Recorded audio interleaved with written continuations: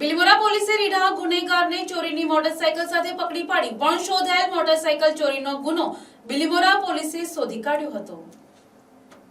Bilimora surveillance police ટીમને મળેલ બાતમી હકીકત આધારે બિલીમોરાના આંતલિયાથી ઉંડાચ તરફ જતા રોડ પર એક શંકાસ્પદ ઈસમને એક મોટરસાયકલ સાથે ઝડપી લઈ તેની પાસે રહેલ મોટરસાયકલ નંબર GJ21AP8470 ની આરસી બુક તેમજ જરૂરી કાગળો માંગી પૂછપરછ કરતા સદર મોટરસાયકલ ચોરીનું હોવાનું જણાઈ આવેલ તથા આ મોટરસાયકલ બિલીમોરા પોલીસ સ્ટેશન વિસ્તારમાંથી ચોરી થયેલ હોવાનું જેની કિંમત 50,000 રૂપિયાનું હોય જે મુદ્દામાલ કબજે કરી રમણ ઉર્ફે વનરાજ ઉર્ફે અર્જુન ઉર્ફે મહેશ રામુભાઈ મહલા રહેવાસી ધરમપુરને ઝડપી પાડી આગળની કાર્યવાહી હાથ ધરવામાં આવેલ છે।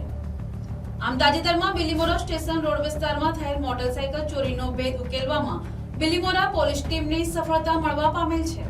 બિલીમોરાથી નીતિન પટેલનો અહેવાલ।